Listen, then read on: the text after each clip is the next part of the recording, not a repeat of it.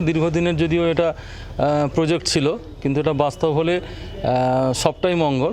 আমাদের পাশের রাজ্য উড়িষ্যার সাথে আমাদের জন্য ব্যবসায়িক এবং অন্যান্য ক্ষেত্রেও যোগাযোগের সুবিধা হবে। বদলের বাংলায় জালের মতন ছড়িয়ে পড়ছে রেলপথ। ডাবল ইঞ্জিন সরকার সেই স্বপ্ন পূরণ করছে। মোট 17টি প্রকল্প, 423 কিলোমিটার নতুন রেলপথ। এতদিন আগের সরকারের আমলে নানান জটিলতা, জমি জট, অসহযোগিতার কারণে এই সমস্ত প্রকল্পগুলি আটকে ছিল। অনেক প্রকল্প অনুমোদন পেলেও বাস্তবায়ন হয়নি। এবার সেই স্বপ্নই পূরণ করতে চলেছে ডাবল ইঞ্জিন সরকার। মোট 17টি প্রকল্পে 423 কিলোমিটার নতুন রেলপথ। একদম আপনাদের সেই ম্যাপের মাধ্যমে আমরা দেখানোরও চেষ্টা করছি। নন্দীগ্রাম থেকে কান্দিয়ামারি 7 কিলোমিটার এই রেলপথ। এরই পাশাপাশি রায়গঞ্জ থেকে 22 কিলোমিটার, রায়গঞ্জ থেকে ইটাহার 22 কিলোমিটার পথ রেলপথ। 17টি যে প্রকল্প তার মধ্যে এই রেলপথগুলি কিন্তু পড়ছে। প্রান্তিক থেকে সিউড়ি, বীরভূম আছে, প্রান্তিক থেকে সিউড়ি 34 কিলোমিটার রেলপথ থাকবে। এরই পাশাপাশি বনগাঁ থেকে পোড়া মহেশতলা 20 কিলোমিটার রেলপথ থাকবে। বনগাঁ থেকে চাঁদবাজার পর্যন্তও থাকছে 12 কিলোমিটারের রেলপথ। চাঁদবাজার থেকে বাগদা পর্যন্ত 14 কিলোমিটারের রেলপথ থাকছে। রানাঘাট আড়ংঘাটা থেকে দত্তফুলিয়া 8 কিলোমিটার রেলপথ থাকছে। এই প্রকল্পের মধ্যে থাকছে কাঁথি থেকে এগরা 26 কিলোমিটারের রেলপথ। আর এরই পাশাপাশি নন্দকুমার থেকে বলাইপান্ডা 28 কিলোমিটারের রেলপথ থাকছে। নন্দীগ্রাম থেকে কান্দিয়ামারি 7 কিলোমিটারের রেলপথ কিন্তু থাকছে। বোয়াইচন্ডী থেকে আরামবাগ পর্যন্ত 31 কিলোমিটারের রেলপথ এই প্রকল্পের মধ্যে থাকছে।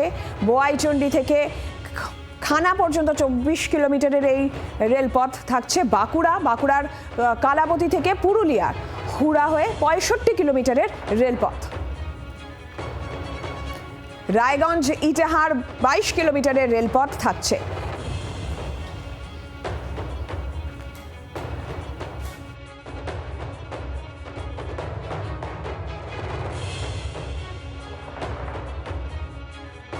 অনেক সুবিধা হবে। মানুষ আগে বাসের ভরসাতে থাকতো, আর এখন ট্রেন হলে, জাংশন হলে ট্রেনের যাওয়া আসা হবে। যাতায়াতের জন্য অসুবিধা হচ্ছে, অনেক টাইম লাগছে।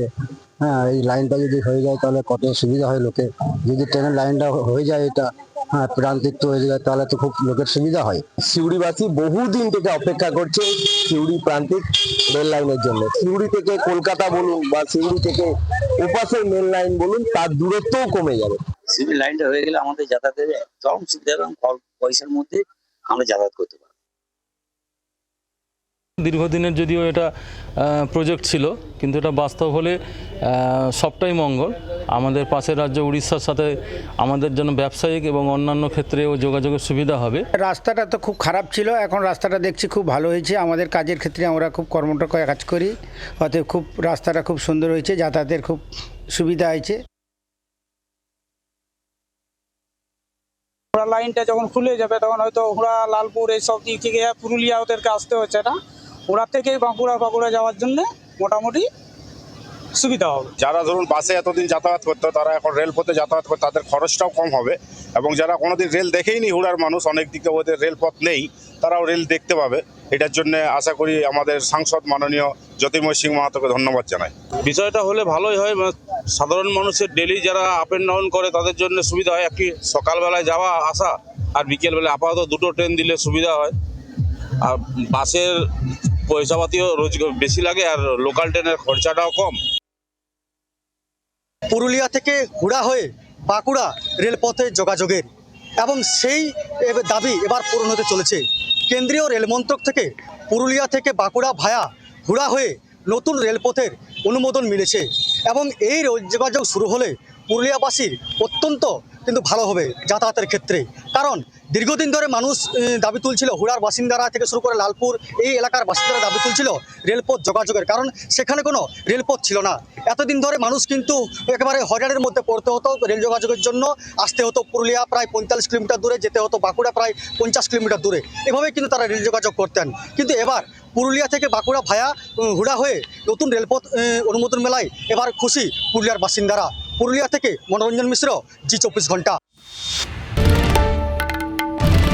বাংলার আওয়াজ, বাঙালির আবেগ, জি 24 ঘন্টা।